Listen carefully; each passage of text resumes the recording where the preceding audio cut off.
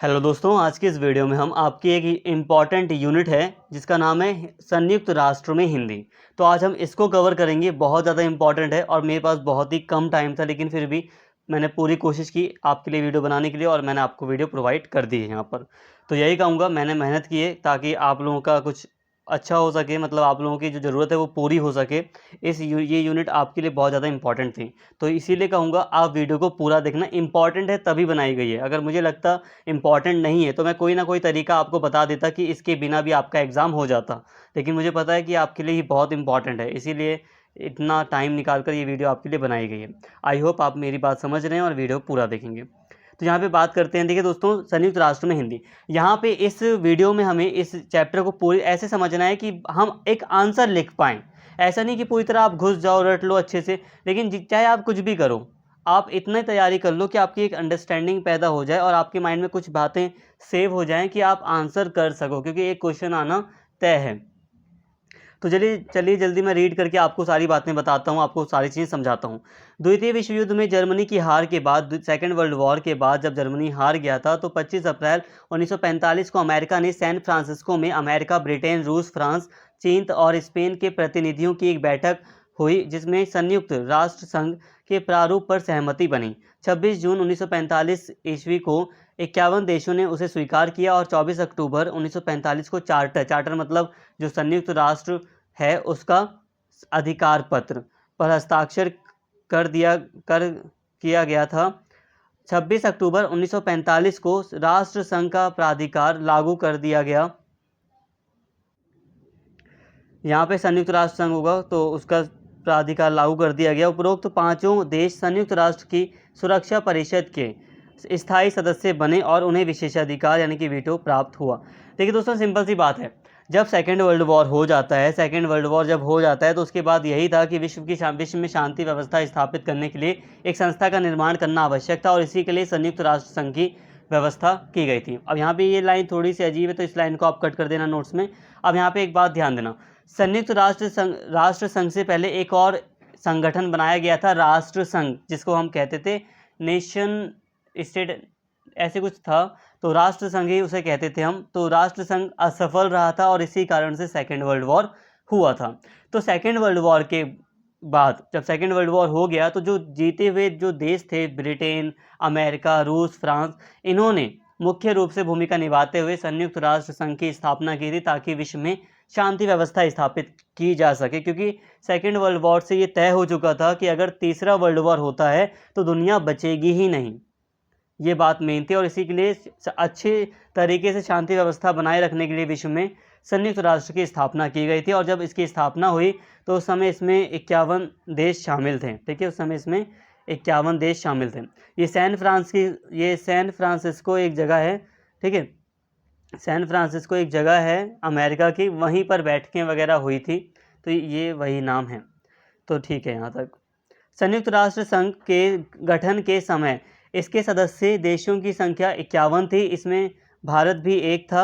UN में, United nation कहते हैं इसे, यूएन यानी कि संयुक्त राष्ट्र, इसमें सदस्य देशों की संख्या अब बढ़कर 196 हो गई है। 196 या 97 भी है कहीं कहीं पर, इतनी हो गई है।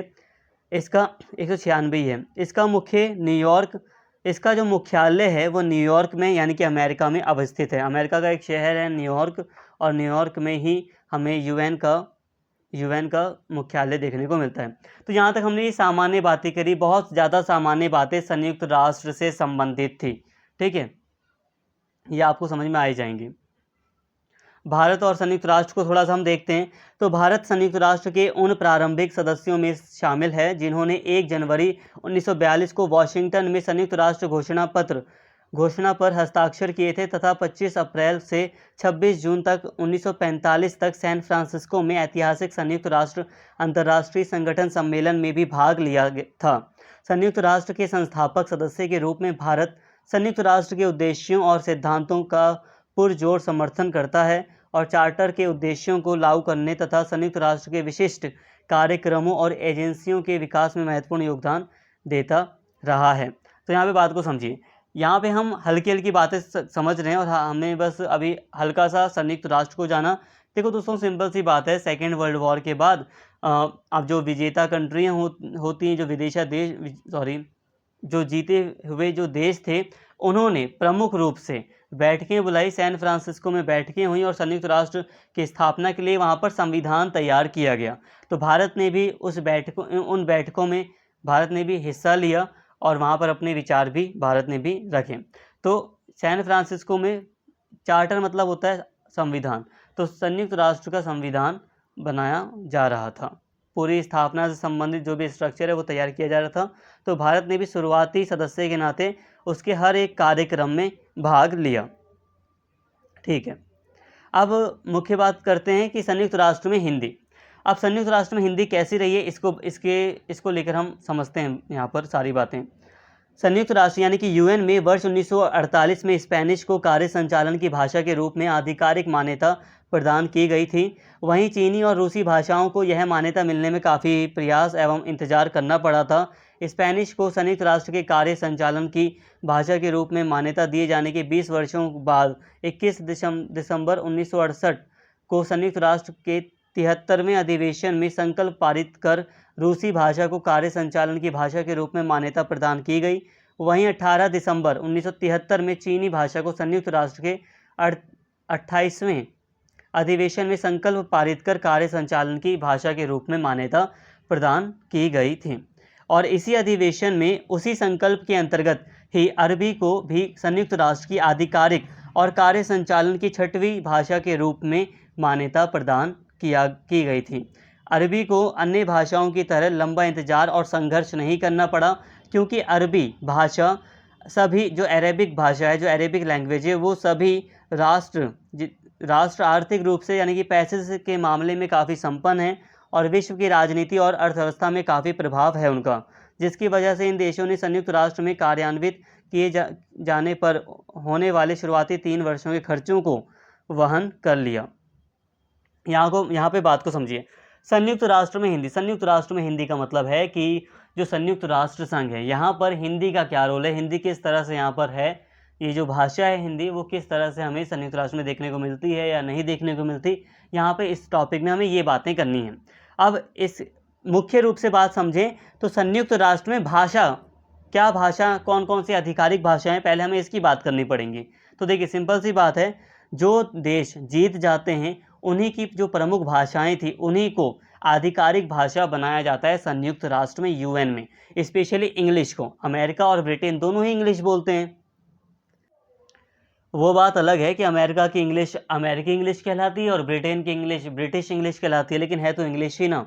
तो संयुक्त राष्ट्र में इंग्लिश एक प्रमुख भाषा थी, फ्रेंच एक प्रमुख भाषा थी, तो ये प्रमुख भाषाएं यहाँ पर रही थी। अगर हम शुरुआती दौर में देखें तो अभी आपको सारी बातें बताई जाएंगी, लेकिन हाँ, यहाँ पे देखिए, जो मुख्य भाषाएं थी वो 4 मुख्य भाषाएं इसमें शामिल की गई थी शुरुआती दौर में। इसके बाद हमें देखने को मिलता है कि नहीं, यहाँ पर एक चीज़ ध्यान देना है कि जो बिल्कुल शुरुआती दौर था उस समय यहाँ पर जो अंग्रेजी और जो फ्रेंच भाषा थी उसको पूरी तरह प्रमुखता दी गई थी यूएन में, यूनाइटेड नेशन में। इसके बाद बहुत जल्द ही 1948 में ही स्पेनिश भाषा को भी जो कार्य संचालन की भाषा है उसके रूप में आधिकारिक मान्यता प्रदान की गई। देखो, ये जो संस्था है इसकी अपनी कुछ आधिकारिक भाषाएं हैं, तो उसमें फ्रेंच थी, इंग्लिश थी, फिर स्पेनिश को बहुत जल्दी शामिल कर लिया गया, फिर आगे चलकर रूसी भाषा को और चीनी भाषा को भी शामिल कर लिया गया। चीन की अपनी एक भाषा है तो वो उसको शामिल किया गया, रूस की अपनी जो भाषा है उसको शामिल कर लिया गया। हालांकि थोड़ा सा वक्त लगा इसमें, लेकिन फिर भी 23वें और 28वें संकल्प पारित कर एक देखो, एक मतदान वगैरह होता है, पूरी एक प्रक्रिया होती है किसी लैंग्वेज को आधिकारिक लैंग्वेज बनाने की। इस यहाँ पर एक प्रक्रिया है, तो उस प्रक्रिया के तहत 23वें और 28वें संकल्प पारित करके चीनी और रूसी भाषा को आधिकारिक भाषा के रूप में मान्यता दी गई। तो ये बात यहाँ पर क्लियर है। इसके साथ ही आगे चलकर फिर तो इस तरह हम देखते हैं कि लगभग 5 भाषाएं आधिकारिक भाषाएं रही थीं, लेकिन फिर इसी वर्ष या इसी अधिवेशन में जब चीन की भाषा को आधिकारिक मान्यता प्रदान की गई तो उसी समय लगभग अरबी भाषा को भी, जो अरबी भाषा है इसको भी आधिकारिक मान्यता प्रदान कर दी गई 6वीं भाषा के रूप में। अब यहाँ पे बात को समझिए, जो ये अरब कंट्रीज़ हैं, ये जो अरब देश हैं, ये काफ़ी ज़्यादा प्रभाव रखते हैं, इसलिए इनको ज़्यादा संघर्ष या ज़्यादा परेशानी नहीं हुई अपनी भाषा को आधिकारिक भाषा बनवाने में। जर्मन, जापानी आदि भाषाएं जो कभी वैश्विक भाषाएं थी, उनमें विश्व भाषा बनने की संभावना थी, परंतु उन्हें मान्यता नहीं मिली क्योंकि ये भाषाएं पराजित राष्ट्रों की भाषाएं थी। जहां तक हिंदी का प्रश्न है, भारत उस समय गुलाम था। वह पराजित राष्ट्रों से भी कई गुजरी हालात में था। ऐसे में हिंदी को संयुक्त राष्ट्र में जगह मिलने का सवाल ही पैदा नहीं होता। अर्थात जिन राष्ट्रों के पास ताकत और पैसा था, उनकी भाषा इस विश्व संस्था की भाषा बन गई। कहने का मतलब सिंपल सा है। वैसे तो कहा जाता है कि संयुक्त राष्ट्र में लोकतांत्रिक प्रक्रिया अपनाई जाएगी, या जो एक पारदर्शिता है वो अपनाए रखना, मतलब वैसी प्रक्रिया अपनाई जाएगी, लेकिन हम साफ तौर पर जानते हैं कि जो देश ज़्यादा शक्तिशाली है, उसका प्रभाव ज़्यादा है संयुक्त राष्ट्र में। स्पेशली अगर हम बात करें भाषा को लेकर, तो जो पराजित राष्ट्र थे, जो जीते हुए राष्ट्र थे, इन्होंने अपनी अपनी भाषाओं को मतलब अलग तरीके से यूएन में रखा गया इनकी भाषाओं को। जो विजेता कंट्री थी, जो विजेता देश थे, उन्होंने अपनी भाषाओं को मान्यता दिलवाई, या उन्होंने आधिकारिक रूप से मान्यता प्रदान करवाई यूएन में, यूनाइटेड नेशन में। और जो पराजित राष्ट्र थे, जैसे कि जर्मनी, जापान, जिनकी भाषाएं भी काफ़ी ज़्यादा महत्व रखती थी, जो विश्व भाषाएं बनने का भी मतलब संभावना थी इनकी, तो क्योंकि ये हारे हुए देश थे, तो इनकी भाषाओं को बिल्कुल भी महत्व नहीं दिया गया। और रही बात हिंदी की, तो उस समय जिस समय आधिकारिक भाषा दी गई थी, जो शुरुआती दौर था, उस समय भारत गुलाम था अंग्रेज़ों का, तो उस समय हिंदी को भारत रखने के लिए, मतलब एक आधिकारिक मान्यता दिलवाने के लिए कुछ कर भी नहीं सकता था। तो इस तरह देखा गया कि जिस देश के पास ताकत थी, पैसा था, उसने अपनी भाषा को इस संस्था में आधिकारिक मान्यता दिलवाई है। चीनी भाषा मंदारिन बोलने वालों की संख्या हिंदी बोलने वालों से ज़्यादा जरूर है, किंतु अपनी चित्रात्मक जटिलता के कारण इसे बोलने वालों का क्षेत्र चीन तक ही सीमित है। यहाँ पर एक चीज़ ध्यान देने वाली है कि चीनी भाषा जो मंदारिन है, चीन की भाषा है जिसे हम मंदारिन कहते हैं, ये पूरे विश्व में सबसे ज़्यादा बोली जाती है। इस अगर नंबर ऑफ़ पीपल्स देखें तो ये ज़्यादा है, लेकिन फिर भी ये काफ़ी टफ होने के कारण इसका जो क्षेत्र है वो चीन तक ही सीमित है। शासकों की भाषा रही अंग्रेजी। भारत के कॉन्टेक्स्ट में अगर हम देखें तो जो शासकों की भाषा थी अंग्रेजी, वो अंग्रेजी का शासकीय व तकनीकी क्षेत्र में प्रयोग तो अधिक है, किंतु उसके बोलने वाले हिंदी भाषियों से कम हैं। 1945 में संयुक्त राष्ट्र की आधिकारिक भाषाएं 4 थी: अंग्रेजी, रूसी, फ्रांसीसी और चीनी। ये भाषाएं अपनी विलक्षणता या ज़्यादा बोले जाने के बजाय संयुक्त राष्ट्र की भाषाएं इसलिए बन पाई क्योंकि ये विजेता महाशक्तियों की भाषाएं थी। बाद में इनमें अरबी और स्पेनिश शामिल कर ली गई। देखो यहाँ पे एक कन्फ्यूज़न क्रिएट हुई है, जिसे मैं लास्ट में सॉल्व करना पसंद करूँगा। विश्व पटल पर हिंदी बोलने वालों की संख्या दूसरे स्थान पर होने के बावजूद इसे संयुक्त राष्ट्र में शामिल नहीं किया गया। यही नहीं, भारतीय और अनिवासी भारतीयों को जोड़ दिया जाए तो हिंदी पहले स्थान पर आकर खड़ी हो जाती है। देखिए दोस्तों, सिंपल सी बात है। अगर हम बात करें भाषाओं की, विश्व स्तर पर अगर हम भाषाओं की बात करें, तो हमने देख लिया कि शुरुआत में हम देखते हैं कि यूनाइटेड नेशन में, यूएन में, जो संयुक्त राष्ट्र है, वहाँ पर 4 मुख्य रूप से भाषाएं थी। 4 जो मुख्य भाषाएं थी वो अंग्रेजी, रूसी, फ्रांसीसी और चीनी भाषाओं को शामिल किया गया था। जब प्रारंभिक संयुक्त राष्ट्र का जो मतलब जब प्रारंभिक जब स्थापना हुई थी उस समय, और उसके बाद फिर यहाँ इसमें अरबी और स्पेनिश भाषा को भी शामिल कर लिया जाता है आगे चलकर, जिससे कि 6 आधिकारिक भाषाएं संयुक्त राष्ट्र की हो जाती हैं। लेकिन अगर हम बात करें हिंदी की, तो हिंदी का एक इम्पॉर्टेंट रोल है। अगर हम नंबर ऑफ़ पीपल्स की बात करें तो हिंदी भाषा एक विश्व लेवल पर अगर उसका दूसरा या तीसरा स्थान आता है। विश्व स्तर पर अगर हम बात करें कि सबसे ज़्यादा कौन सी भाषा बोली जाती है, तो हिंदी भाषा का स्थान दूसरे या तीसरे स्थान पर आता है। अब मैं यहाँ पे या इसलिए लगा रहा हूँ कि कई सारी रिपोर्ट में भारतीय हिंदी भाषा को दूसरे स्थान पर रखा गया और कई सारी जगहों पर तीसरे स्थान पर रखा गया। एसओएल की रेटिंग वगैरह की बात करूँ तो वहाँ पर दूसरे स्थान पर ही रखा गया है। तो यहाँ पे हम देख सकते हैं कि भले ही इतनी सारी भाषाएं हैं जो प्रमुख भाषाएं हैं, ये भले ही आधिकारिक भाषाएं हैं, लेकिन फिर भी इनका प्रयोग हिंदी की तुलना में कम है, ज़्यादा नहीं है। विश्व पटल पर अगर हम देखें, अगर हम सभी लोगों को जोड़ दें तो ये भी हो सकता है कि हिंदी जो भाषा है, जो विदेश में भी जो भारतीय लोग रह रहे हैं उनकी भाषाओं को भी हम शामिल कर लें, क्योंकि वो भी हिंदी बोलते हैं। तो हो सकता है कि हिंदी भाषा के बोलने वाले लोग सबसे ज़्यादा हों। जाहिर है संयुक्त राष्ट्र की अग्रिम पंक्ति में खड़ी होने का वैध अधिकार रखती है जो हिंदी भाषा है, वो पूरी तरह उसके पास अधिकार है कि वो एक मान्यता प्राप्त करें। हिंदी के साथ एक और विलक्षणता यानी कि एक और बात जुड़ी है।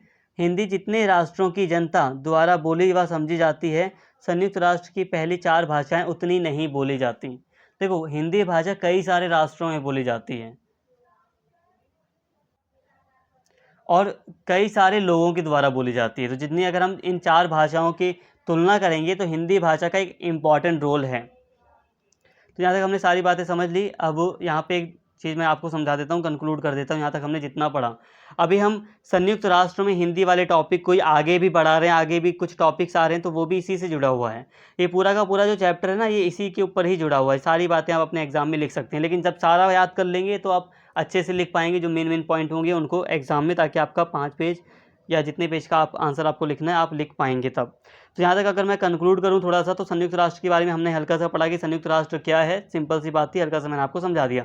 संयुक्त राष्ट्र की स्थापना के वक्त से ही भारत संयुक्त राष्ट्र का सदस्य था और भारत ने सदा ही इसका समर्थन किया है।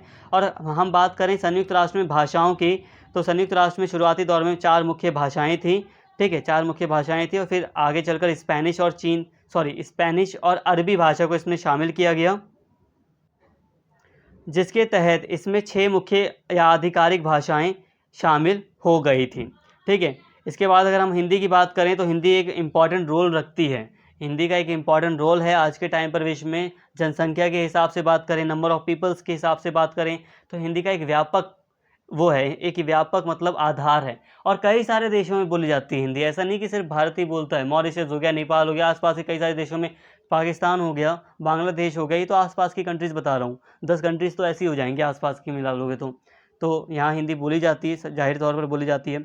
और भी कई सारी कंट्रीज़ हैं, अभी नाम भी आपको बताए जाएंगे। इंडोनेशिया हो गया, बहुत सारे देशों में बोली जाती है भारतीय भाषाएँ, तो एक मुख्य आधार रखती है। हालांकि जाहिर तौर पर हम ये कह सकते हैं, सिंपल सी बात है कि आधिकारिक भाषाएं उन्हीं भाषाओं को आधिकारिक दर्जा दिया गया है संयुक्त राष्ट्र में जो ताकतवर देशों की भाषाएं हैं, या यूँ कह सकते हैं जिनके पास काफ़ी आर्थिक स्थिति से जो काफ़ी मजबूत हैं, या फिर वो काफ़ी प्रभाव रखते हैं विश्व राजनीति में, या वो लंबे समय से मतलब उस समय जब संयुक्त राष्ट्र संघ बना था उस समय वो प्रमुख देश थे, या जो विजेता कंट्री थी उन्हीं की प्रमुख भाषाओं को रखा गया है, आधिकारिक मान्यता उन्हें ही प्रदान की गई है। अब यहाँ पे दोस्तों एक कन्फ्यूज़न क्रिएट हो गई है, बताने से का मतलब है थोड़ा सा टॉपिक से इधर उधर होना, लेकिन फिर भी मैं आपको बता देता हूँ। देखो यहाँ पे जैसे कि ना ये वाला जो नोट्स में आपको बताया गया कि चीन की भाषा को 1973 में या 1973 में मान्यता दी गई और रूस की भाषा को इस समय मान्यता दी गई, तो ये जो नोट्स हैं ना, इस नोट्स ये अब थोड़ा सा कॉन्ट्रडिक्ट हो गए हैं। अभी हमने कहा कि चीन की भाषा और रूस की भाषा को बाद में मान्यता दी गई, लेकिन फिर यहाँ पर लिखा है कि 1945 में 4 मुख्य भाषाएं थी। तो ये बातें आपस में क्या हो रही हैं, टकरा रही हैं। तो ऐसा यहाँ पे ये कन्फ्यूज़न क्रिएट हो गई है नोट में, तो थोड़ा घबराएं ना, मैं अभी से सॉल्व करता हूँ। देखो दोस्तों, सिंपल सी बात है, आप इस चीज़ को स्किप करो। स्किप करने से मेरा मतलब है कि आप यहाँ पर ये लिख सकते हैं कि शुरुआती दौर में संयुक्त राष्ट्र की 4 मुख्य भाषाएं थी। ठीक है, आप इस चीज़ को हटा ही दो कि चीन और रूस को कब मान्यता मिली, नोट्स में इस चीज़ को हटा दो। बाकी आप यूँ कहो कि आप अपने अकॉर्डिंग बनाकर ये लिख सकते हो कि 1945 में या शुरुआती दौर में संयुक्त राष्ट्र की आधिकारिक भाषाएँ 4 थी। ये वाली चीज़ आपके लिए काफ़ी ज़्यादा सही रहेगी। ठीक है, ये वाला आप नोट में लिखिए। तो यहाँ तक सारी कन्फ्यूज़न भी मैंने दूर कर दी, यहाँ तक ठीक है। अब हम और आगे बढ़ रहे हैं। तो देखो दोस्तों, अगर हम बात करें संयुक्त राष्ट्र में, तो एक प्रक्रिया है, एक प्रोसेस है जिसके तहत किसी भाषा को संयुक्त राष्ट्र की आधिकारिक भाषा घोषित किया जाता है या मान्यता दी जाती है संयुक्त राष्ट्र में। अब वो प्रक्रिया क्या है, वो प्रोसेस क्या है, इसको समझते हैं। देखो, आधिकारिक भाषा दिलवाने के लिए संयुक्त राष्ट्र में पहले संयुक्त राष्ट्र महासभा में एक साधारण बहुमत, एक संकल्प को स्वीकार किया जाता है। मतलब सिंपल सी बात है, अगर आप चाहते हो कि आपकी भाषा को संयुक्त राष्ट्र में आधिकारिक मान्यता प्रदान कर दी जाए, तो ऐसी सिचुएशन में आपको सबसे पहले आप एक संकल्प प्रस्तुत करोगे, एक प्रस्ताव पेश करोगे, और उस प्रस्ताव को महासभा पहले स्वीकार करेगी, स्वीकार कर लेगी। उसके बाद उस पर मतदान होगा, उस पर वोटिंग होगी। तो कुल सदस्यता के आपको 2/3 मत की आवश्यकता पड़ेगी, 2/3 के अनुमोदन की आवश्यकता पड़ेगी। अगर 2/3 लोग आपका समर्थन कर दें तो ऐसे में आपकी भाषा आधिकारिक भाषा मान ली जाएगी। तो 2 चीज़ें हैं यहाँ पर, पहले महासभा संकल्प को स्वीकार करेगी, स्वीकार करने के बाद वोटिंग होगी, वोटिंग के बाद आपकी भाषा स्वीकार कर ली जाएगी, मान ली जाएगी। तो ये प्रक्रिया निर्धारित की गई है। कुछ और बातें हैं तो हिंदी को संयुक्त राष्ट्र की आधिकारिक भाषा के रूप में शामिल करने के लिए संयुक्त राष्ट्र की कार्यविधि नियमावली 51 में संशोधन करना होगा। अगर हम चाहते हैं कि संयुक्त राष्ट्र में हिंदी को आधिकारिक भाषा प्रदान की जाए तो संयुक्त राष्ट्र को चलाने से संबंधित कुछ नियम हैं, उसके कार्यविधि से संबंधित कुछ नियम हैं, जो नियम 51 है उसमें पहले हमें संशोधन करना पड़ेगा, तभी हम किसी भाषा को ऐड कर सकते हैं।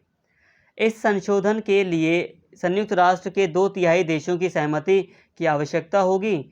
यदि हिंदी को संयुक्त राष्ट्र की आधिकारिक भाषा का दर्जा दिया जाता है तो भारत को संयुक्त राष्ट्र के सचिवालय में अनुमान के अनुसार हिंदी को आधिकारिक भाषा के रूप में शामिल किए जाने पर भारत को प्रत्येक वर्ष $14 मिलियन का खर्च वहन करना होगा।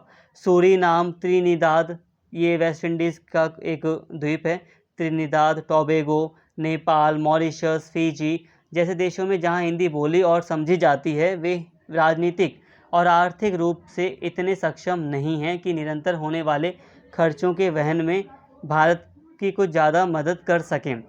वर्तमान में संयुक्त राष्ट्र के सदस्य देशों की संख्या 196 है। भारत के लिए 196 देशों में से 131 की सहमति हासिल करना कोई कठिन बात नहीं है।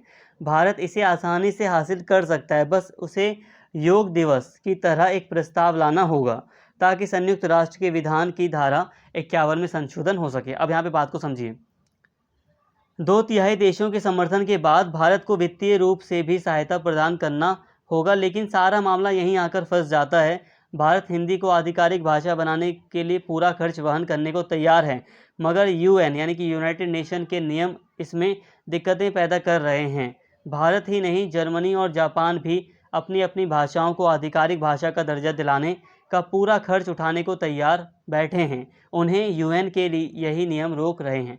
बात को समझिए। अब देखो, हिंदी भाषा को, अगर हम हिंदी भाषा की बात करें, देखो पहले मैंने आपको बताया कि किस तरह से एक संयुक्त राष्ट्र में एक भाषा को मान्यता दी जा सकती है, वो मैंने आपको बता दिया। लेकिन ये प्रक्रिया इतनी आसान नहीं है। हिंदी भाषा की अगर हम बात करें, अगर हम हिंदी भाषा को संयुक्त राष्ट्र में आधिकारिक भाषा के रूप में मान्यता दिलवाना चाहते हैं तो हमें भी जो वहाँ का 51 अनुच्छेद है, उस जो 51 नियम है उसमें संशोधन करवाना पड़ेगा और 2/3 की सहमति की आवश्यकता होगी। मतलब 2/3 देश अगर सहमत हैं, हमारे पक्ष में हैं, तो हमारा प्रस्ताव पारित हो जाएगा।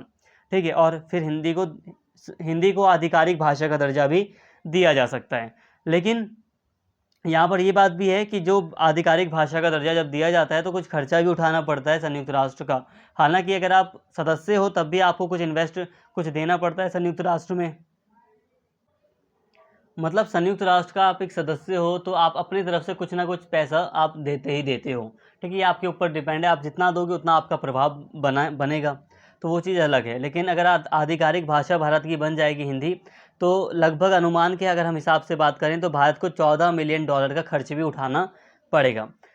तो भारत तो वैसे उठाने के लिए तैयार है, अकेले भारत इतना खर्च उठाने के लिए तैयार है, क्योंकि बहुत सारे जो देश हैं जहाँ पर हिंदी बोली जाती है तो वो लोग चाहते तो हैं कि हिंदी भाषा को आधिकारिक दर्जा दिया जाए, लेकिन फिर भी वो इतना बड़ा खर्च नहीं उठा सकते या इतना बड़ा योगदान नहीं दे सकते कि ज़्यादा मदद हो सके भारत की पैसे से संबंधित।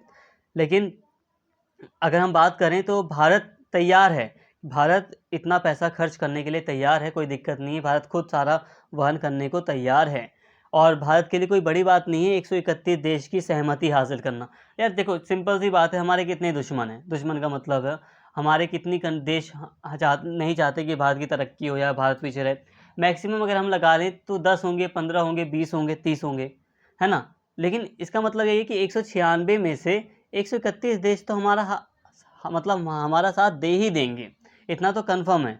लेकिन यहाँ पे दिक्कत ये आ जाती है कि यहाँ पर एक अकेला देश ही खर्च करेगा पैसा, तो ऐसे ये जो मान्यता है ये बीच में आ जाती है। संयुक्त राष्ट्र का मानना है कि कई सारे देश इसमें योगदान करें, और यही एक बहुत बड़ी दिक्कत है। जापान हो गया, जर्मनी हो गया, वो भी चाहता है कि मैं खुद अपना सारा खर्चा उठा सकता हूँ, लेकिन बात यह है कि आप कई सारे देशों से लाओ लोगों को, कई सारे देशों की इन्वेस्टमेंट भी लाओ, ये भी यहाँ पर एक बात आ जाती है, अटक जाती है। तो यहाँ तक हमने इसको भी समझ लिया। अब तक क्या प्रयास किए गए हैं इसको एक बार देख लेते हैं। तो अब देखिए, हिंदी भाषा से संबंधित क्या प्रयास अभी तक हुए हैं। हिंदी को संयुक्त राष्ट्र की आधिकारिक भाषा बनाए जाने की मुहिम की शुरुआत भारत के नागपुर शहर में 10 जनवरी 1975 को आयोजित प्रथम विश्व हिंदी सम्मेलन से हुई थी। इस सम्मेलन की अध्यक्षता प्रधानमंत्री इंदिरा गांधी ने किया था।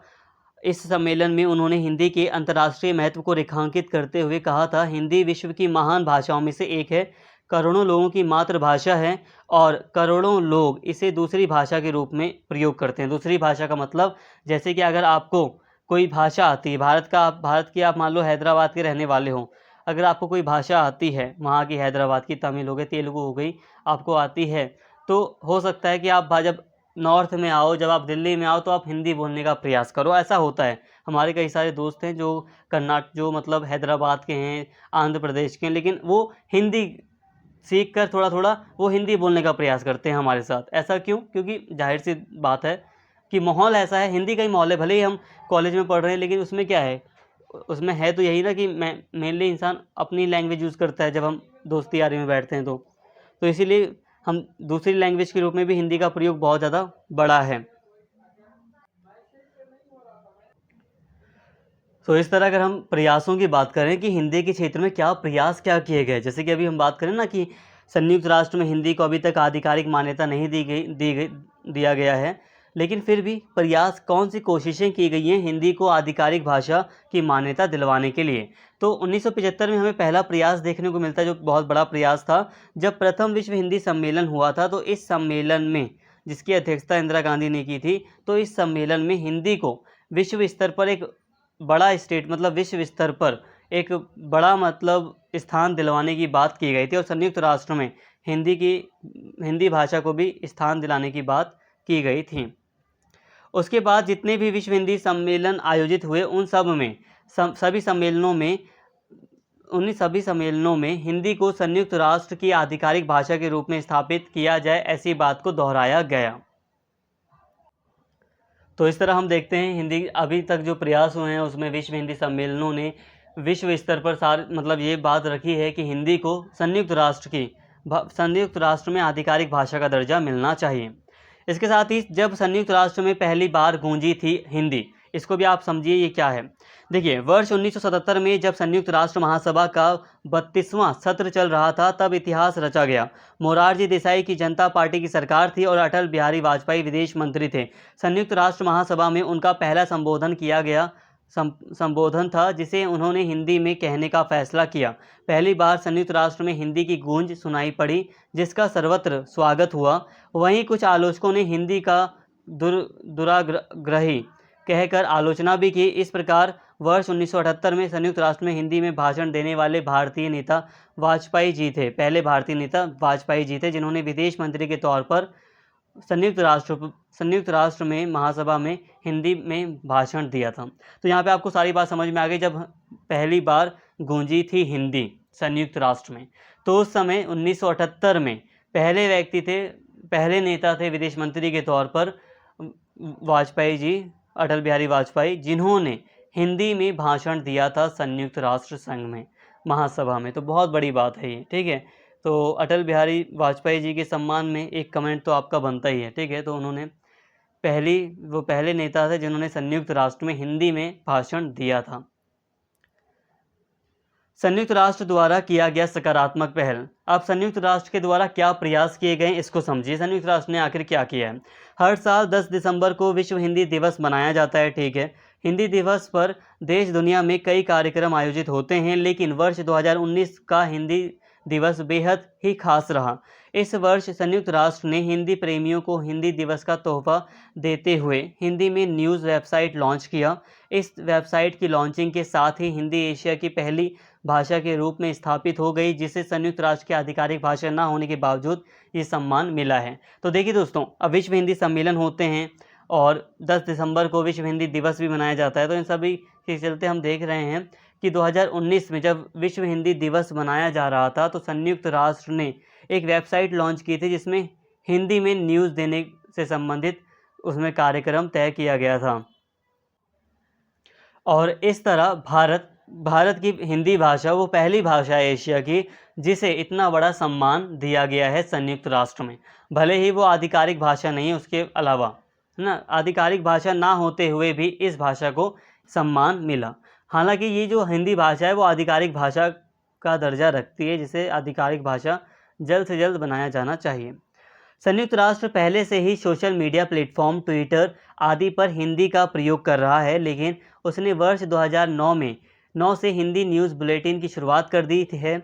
वहीं भारत सरकार भी हिंदी को संयुक्त राष्ट्र के अधिकृत या मान्यता प्राप्त भाषा बनाने की कोशिश लगातार कर रहा है। संयुक्त राष्ट्र के इस कदम से संभावना व्यक्त की जा रही है कि हिंदी को जल्द ही संयुक्त राष्ट्र की 7वीं अधिकृत भाषा के रूप में मान्यता मिल जाएगी। तो देखिए दोस्तों, संयुक्त राष्ट्र के द्वारा भी कई सारे प्रयास किए गए हैं, कई सारे ऑनलाइन प्लेटफॉर्म पर हिंदी में न्यूज़ प्रोवाइड करने का या इन्फॉर्मेशन डालने का प्रयास संयुक्त राष्ट्र के द्वारा किया गया है, लेकिन फिर भी भारत का एक अहम रोल है और भारत लगातार दबाव डाल रहा है संयुक्त राष्ट्र पर कि संयुक्त राष्ट्र जल्द से जल्द हिंदी भाषा को आधिकारिक भाषा के रूप में मान्यता प्रदान करे, और ऐसा लग रहा है कि 7वीं अधिकृत भाषा के रूप में मान्यता मिल सकती है। अब यहाँ पर एक बहुत बड़ा यहाँ पे आपके लिए एक बड़ी यहाँ पे न्यूज़ ये है, इन्फॉर्मेशन ये है कि इसके अलावा संयुक्त राष्ट्र हिंदी में रेडियो बुलेटिन का प्रसारण भी पहले से कर रहा है। यूएन ने हिंदी में साप्ताहिक समाचार बुलेटिन का प्रसारण 22 जुलाई से प्रारंभ कर दिया है, जो हर सप्ताह यूएन के रेडियो का प्रसारित होगा और जिसकी अवधि 10 मिनट की होगी। यह बुलेटिन भारतीय सरकार की मदद से प्रसारित किया जा रहा है और इसका पूरा खर्च भारत की सरकार उठा रही है। तो देखिए दोस्तों, भारत की सरकार की मदद के द्वारा संयुक्त राष्ट्र में 10 मिनट के लिए एक हिंदी में रेडियो का कार्यक्रम शुरू किया गया है, जो हर सप्ताह 10 मिनट के लिए हिंदी में न्यूज़ दी जाती है रेडियो पर। तो ये एक बहुत बड़ी बात है। अब यहाँ पे एक जो बड़ी न्यूज़ है वो यहाँ पे ये देखिए कि संयुक्त राष्ट्र महासभा के अधिवेशनों में विदेश मंत्री या महासभा में शामिल भारतीय प्रतिनिधिमंडल का कोई सदस्य हिंदी भाषा बोलना चाहे तो उसे अनुवाद की सुविधा मिल सकती है, जिसकी व्यवस्था यूएन करेगा। लेकिन इस व्यवस्था का लाभ कम ही उठाया गया है, क्योंकि भारतीय प्रतिनिधि अमूमन हिंदी के प्रयोग से बचते हैं। तो यहाँ पे एक चीज़ ये है कि हिंदी अगर यहाँ पर मतलब संयुक्त राष्ट्र के द्वारा एक सम्मान के तौर पर आप कह सकते हो कि व्यवस्था की गई है कि अगर आप हिंदी में बोलना चाहते हो तो आप हिंदी में बोलिए, कोई दिक्कत नहीं। आप यूएन में जाइए, आप हिंदी में बोलिए, यूएन के द्वारा आपको ट्रांसलेटर प्रोवाइड किया जाएगा और ट्रांसलेट करके जिन लोगों को हिंदी नहीं समझ में आती उनको उनकी भाषा में सारी बातें समझाई जाएंगी या इंग्लिश में समझाई जाएंगी, जो भी बात है। तो यहाँ पर ये बातें हैं, लेकिन फिर भी बहुत सारे जो भारतीय नेता हैं वो भी बचते हैं, या जो भारतीय प्रतिनिधि हैं वो बचते हैं हिंदी भाषा का प्रयोग करने से, वो इंग्लिश को ज़्यादा प्रेफर करते हैं। यहाँ पे जो बड़ी न्यूज़ है मैं लगातार कह रहा हूँ, वो यहाँ पर अब आई है। 10 जून 2022 हिंदी सहित भारतीय भाषाओं के लिए एक ऐतिहासिक दिन साबित हुआ। इस दिन संयुक्त राष्ट्र महासभा में पारित बहुभाषावाद संबंधित एक प्रस्ताव में पहली बार हिंदी भाषा का उल्लेख हुआ। प्रस्ताव में बहुभाषावाद को बढ़ावा देने के लिए आधिकारिक भाषाओं के अतिरिक्त हिंदी, बांग्ला, उर्दू, पुर्तगाली, स्वाहिली और फारसी को संयुक्त राष्ट्र की सहकारी कामकाज की भाषा के रूप में स्वीकार किया गया। यह संयुक्त राष्ट्र के कामकाज के तरीके में एक बड़े परिवर्तन का संकेत है। कहने का मतलब यह है कि 2022 में हिंदी को भले ही आधिकारिक भाषा की मान्यता ना मिली हो, लेकिन फिर भी एक कामकाज की भाषा के रूप में हिंदी को मान्यता मिल गई। मतलब ये कि अगर संयुक्त राष्ट्र के द्वारा कोई काम किया जाता है तो हिंदी भाषा में भी उस काम को प्रकाशित करने का प्रयास किया जाएगा, हिंदी भाषा में भी रिपोर्ट तैयार करने का प्रयास किया जाएगा। और साथ में ना केवल हिंदी बल्कि बांग्ला और उर्दू भाषा, जो कि भारतीय भाषाएं ही हैं, इनको भी एक कामकाजी भाषा के तौर पर यहाँ पे रखा गया है। अब यहाँ पे बात को समझिए। यहाँ पे हमने पूरा चैप्टर पढ़ लिया, जितनी भी बातें हैं वो संयुक्त राष्ट्र से संबंधित ही हैं, लेकिन फिर भी संयुक्त राष्ट्र में हिंदी की क्या स्थिति है उसी से संबंधित सारी बातें हैं। लेकिन फिर भी यहाँ पे कहा जाए तो भारतीय या जो हिंदी भाषा है उनकी संख्या को अगर हम देखें, हिंदी भाषा का प्रयोग करने वाले जो देश हैं उनकी संख्या को देखें, हिंदी भाषा का प्रयोग करने वाले लोगों की संख्या को देखें, और ये जो भाषा है वो इतनी कठिन भी नहीं है, काफ़ी सरल भाषा है, जैसी बोली जाती है वैसी लिखी जाती है काफ़ी अच्छे से।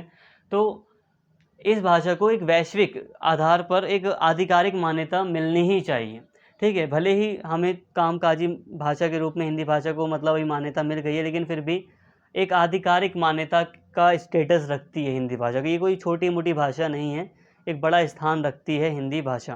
तो यहाँ तक आई होप सारी बातें आपको समझ में आ गई होंगी। और जितनी भी बातें पढ़ाई आपको मैंने वो सारी की सारी इंपॉर्टेंट है और हो सकता है आपको कम समझ में आया हो, लेकिन ये नोट्स आपके लिए इंपॉर्टेंट थे, ये सारी चीज़ें आपके लिए इंपॉर्टेंट थी ताकि आप अपने एग्जाम में आंसर राइटिंग कर सकें। तो अगर आपको थोड़ी भी बात समझ में आई है तो आप अपने आंसर राइटिंग तो एटलीस्ट कर पाएंगे। उम्मीद करता हूँ वीडियो आपको पसंद आई होगी। अगर वीडियो अच्छी लगी हो तो प्लीज़ चैनल को सब्सक्राइब कर लें, वीडियो को लाइक करें, शेयर करें और कमेंट करके अपने फीडबैक जरूर दें। Thank you.